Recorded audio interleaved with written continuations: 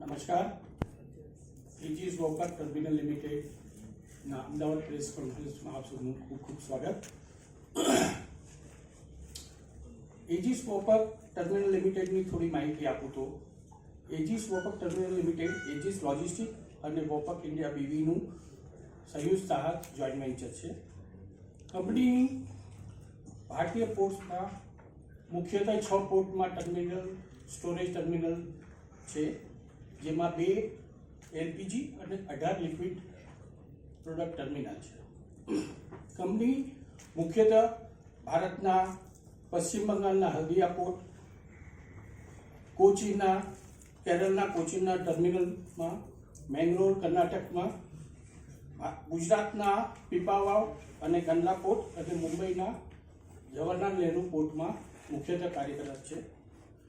31 December 24 પ્રમાણે company ભારતની third party on અને ઓપરેટેડ ટેન્કમાં ભારતીયમાં નંબર 1 છે.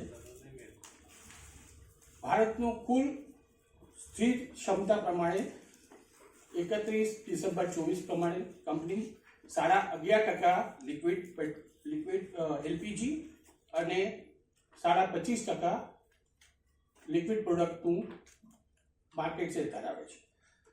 કંપનીના મેનેજમેન્ટમાં આજે આપણી સાથે જે છે એમનો પરિચય આપું તો આપણી સાથે છે શ્રી રાજીવ ચૌહાણજી, કંપનીના president business development, Shri Payal દવેજી, કંપનીના પ્રેસિડેન્ટ છે, Shri Murarji, non executive director છે, શ્રી સુધીર મલ્હોત્રાજી, કંપનીના પ્રેસિડેન્ટ છે, અને શ્રી દીપક દલવીજી, કંપનીના નોન એક્ઝિક્યુટિવ ડાયરેક્ટર છે. આઈપીઓ 26મી તારીખે એટલે સોમવારે ચાલુ થશે અને 28મી તારીખે બુધવારે આઈપીઓ ક્લોઝ થશે. આજે શુક્રવારે એન્કર બુક પબ્લિશ થશે સાંજના. 75% ક્યુઆઈબી છે, 15% એચએનઆઈ છે અને 10% રિટેલ છે. આઈપીઓનો પ્રાઇસ બેન્ડ છે 223 રૂપિયાથી 235 રૂપિયા. આઈપીઓની સાઇઝ છે 2800 કરોડ. પૂરેપૂરો ફ્રેશ ઇસ્યુ છે. 63 શેરનો લોટ છે. હવે હું શ્રી રાજીવ ચૌહાણજીને કહીશ કે અમને ડિટેલમાં માહિતી આપે. Thank you. પહેલા આપણે પ્રોડક્ટને સક કરે અને જેટી પાઇપલાઇન હોય એમાંથી પછી વચ્ચેની જે 2-3 કિલોમીટર દૂર અમારી સાઇટ હોય ત્યાં ટેન્ક્સ ઊભી કરી હોય તો એમાં you store the product and then તમે ડિલિવરી આપો. જેવી રીતે કસ્ટમરને જોઈએ લોરી ફિલ કરીને અથવા રેલ વેગન ફિલ કરીને or delivering it in pipeline for the customer. So જાતના પ્રોડક્ટ લિક્વિડ અને gas, we are not in solid, અને અમે ટાઇટલ પણ નહીં કરે પ્રોડક્ટના, તો અમે સેલ પરચેસ કંઈ નહીં, સર્વિસ ઇન્કમ ફી ચાર્જ કરીએ આ બધું અનલોડિંગ, સ્ટોરિંગ અને ઇવેક્યુએટિંગમાં. So that is the business we are in. Currently અમારું 2 સેગમેન્ટ છે, લિક્વિડ અને ગેસ. લિક્વિડ જે છે એ 54% છે રેવન્યુનું શેર અને ગેસ જે છે એ 45% શેર્સ છે. આઈ હેવ ઓલરેડી સેડ કે 30+ products, many products we store. Life આ જે ટેન્કની છે 40 વર્ષ, 40 યર્સની લાઈફ છે. It's a long life, hard asset, brick and mortar story. અને જેવી રીતે મેં કીધું 22 સાઇટ છે, 1.7 મિલિયન લિક્વિડની કેપેસિટી છે આજે 6 પોર્ટમાં. દેટ ઇઝ 17 લાખ કિલોલીટરની કેપેસિટી છે ફોર લિક્વિડ સ્ટોરેજ. અને ગેસમાં જે 70.8,000 મેટ્રિક ટન આપેલું છે એનું ઇક્વિવેલન્ટ થ્રુપુટ કેપેસિટી 5.6 મિલિયન છે. અને જે અપકમિંગ 2 ટર્મિનલ આવવાના છે પીપાવા અને મેંગ્લોરમાં, જે રેફ્રિજરેટેડ ક્રાયોજેનિક છે, એ તો 10 મિલિયનના છે, એટલે ટ્રિપલ થઈ જવાની છે એલપીજીની કેપેસિટી આ જ કરંટ યરમાં. એટલે that is a big jump as far as capacity is concerned. If you look at both the partners, I've already said that both are, one is a leading market player in India and the other one is Vopak. તો એ બંને પોતપોતાના skill set લઈ આવે છે આ joint વેન્ચરમાં. Edges જે છે આ જે ટર્મિનલ્સ છે એનું ઇન્ફ્રાસ્ટ્રક્ચર પોતે જ બનાવે, એટલે ઇન હાઉસ. અને that infrastructure they are able to construct quickly and cheaper than anyone else. કેમ કે બીજું કંઈ નથી કરતા, આ જ કરે છે. ક્યાંક બીજું કંઈ કરવાનું જ નહીં. ફોકસ ઇન ધીસ બિઝનેસ તો એફિશિયન્સી આવે. ફ્રોમ 1978 તમે પોતાના બધા ટર્મિનલ્સ પોતે જ બનાવો તો એમાં એક efficiency you get and that efficiency so high કે ક્રિસિલ રિપોર્ટ જે DRHPમાં છે કે છે કે LPG ટર્મિનલ જે અમે બનાવીએ છીએ એજીસ જે બનાવીએ છીએ એ 1/3 કોસ્ટ છે બીજાના કમ્પેરિઝનમાં 1/3 33% લેસ નહીં 1/3 કોઈ પણ બનાવે એનાથી અને જલ્દી બનાવે તો that skill set Aegis brings on the table what does Vopak bring તો વોપેક વર્લ્ડ લીડર છે તો એ પહેલા તો ફંડિંગ લાવે ધેટ ઇઝ વેરી ઇમ્પોર્ટન્ટ પછી ન્યૂ પ્રોડક્ટ નોલેજ હવે ઇન્ડિયા જે છે એ બહુ ફાસ્ટ ગ્રો થાય છે તો એક પાર્ટનરની જરૂર હતી એજીસને કેમ કે પોતે અલોન કરીએ ને આપણે તો વી આર સ્લો પણ India is going on a crazy speed of growth તો બે પાર્ટનર જોઈન થઈને જે ગ્લોબલ લીડર છે અને લોકલ લીડર છે ઇફ દે જોઈન હેન્ડ્સ તો એક સ્ટ્રેન્થ આપણી ડબલ થઈ જાય અને ફંડિંગ આવે અને વોપેકે ખાલી લિક્વિડ અને એલપીજી નહીં વર્લ્ડમાં એ ઇન્ફ્રાસ્ટ્રક્ચર ઘણા બધા પ્રોડક્ટ્સની એની પાસે સ્કિલ સેટ છે ammonia hydrogen, natural gas, ethane, propylene. So now all that technology is exclusively available to Aegis in India because they have joined hands with Vopak. અને 400 વર્ષથી એ ટર્મિનલિંગ કરે છે દુનિયામાં 23 કન્ટ્રીમાં તો એનું ઘણું બધું ડીપ કસ્ટમર રિલેશનશિપ છે that also comes to India. Now we are also storing for Shell. Shell has got a very long relationship with Vopak.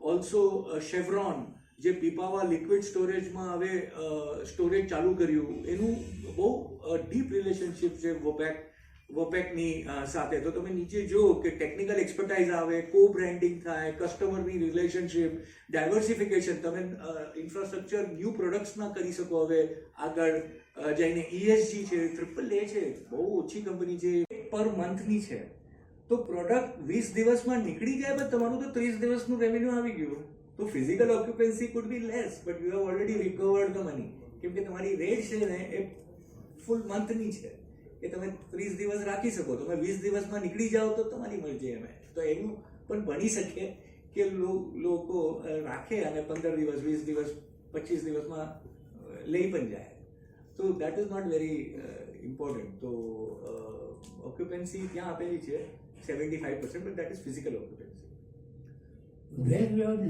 new facilities of Mangalore Port and Pipavav Port will be operational? H1 એટલે September 25 સુધી operational થઈ જશે એવું contract છે DRHPમાં September 25 ની પહેલા એટલે September 25 સુધી થઈ જશે The main object of the net proceeds is to repayment of your debt. So how much debt you are going to pay and how much interest will be saved? તો 2016 કરોડ આપણે આપી દેવાના છે બેંકને પાછા તો એને 8% પણ આપણે ગણીએ તો 160 કરોડ એની જસ્ટ મોટું હિસાબ કરીએ તો It will impact on profit, no? that of course will come into profit. So profit will increase like Correct sir.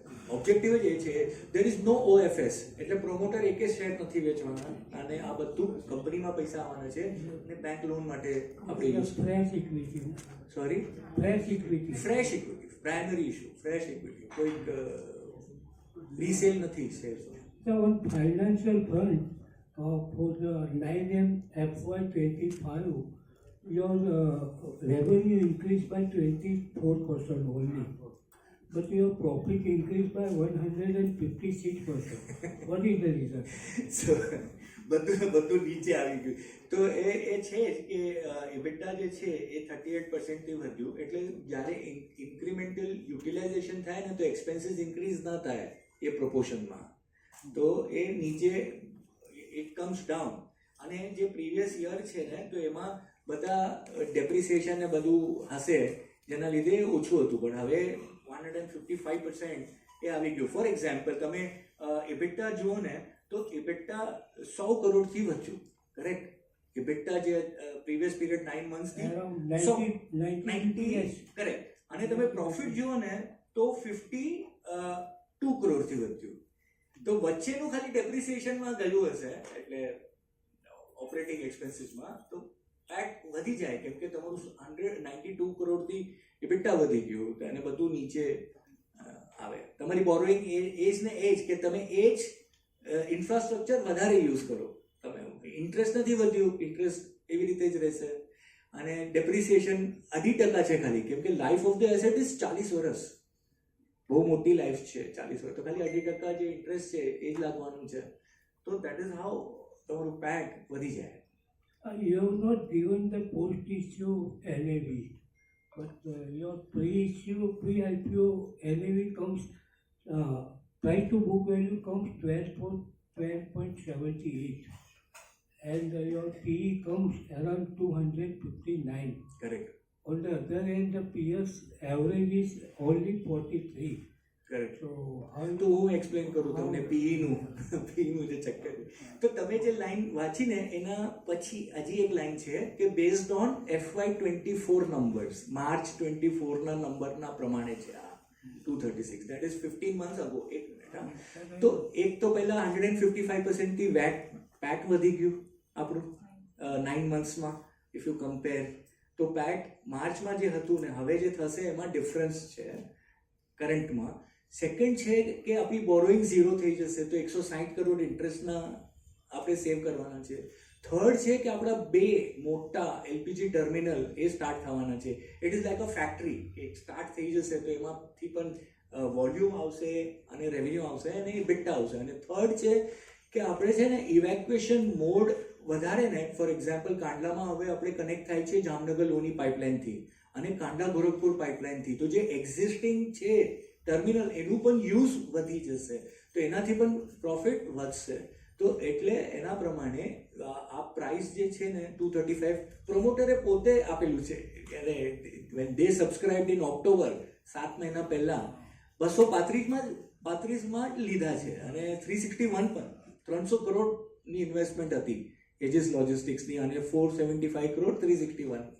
તો આ પ્રાઇસ જે છે બુક બિલ્ડિંગના હિસાબે છે અને જે બેન્કર્સ છે અને કંપની છે અને પોટેન્શિયલ ઇન્વેસ્ટર્સ છે બધું ડિસ્કશન કરીને જોઈને કે આ બધા એડજસ્ટમેન્ટ થવાના છે એના પ્રમાણે પછી આ પ્રાઇસ છે, અપર બેન્ડ છે. આ વોપાકનું ખાલી ઇક્વિટી પાર્ટિસિપેશન છે કે ટેકનિકલ? દે બ્રિંગ એવરીથિંગ, બધું. ટેકનિકલ તો વધારે, કેમ કે એ લોકો બહુ એક્સપર્ટ છે. 400 વર્ષથી જે સેમ ને સેમ બિઝનેસ કરે તો એ તો એક્સપર્ટાઇઝ તો થઈ જ જાય ને. તો એ all is available. Mainly the expertise to do infrastructure for new product like ammonia, natural gas અને હાઇડ્રોજન ને ઇથેન. આ બધા પ્રોડક્ટ માટે જે ઇન્ફ્રાસ્ટ્રક્ચર આપણે બનાવશું ને તો એમની બહુ હેલ્પ જોશે આપણને. Technically 47% participation. કરેક્ટ. 47.3% એ લોકો હોલ્ડ કરે છે. Aegis 51%. 50.1%. અને હવે આ જે આઈપીઓ થશે ને તો બંને 5.38% થી ડાયલ્યુટ થશે. Okay, thank you. Thank you. I have two questions. One is, why have you gone? What is? Mangalore. Yeah. So that's a very good question. So let me take you to Mangalore. So what happens is that Mangalore is very strategically located port. It's a deep draft port. So there very large gas carrier can come. So that is the first advantage. Second advantage is that already એક બહુ inefficient terminal space છે કે 8000 ટનની ખાલી એક ટોટલની terminal છે અને એ પણ pressurise છે. તો એક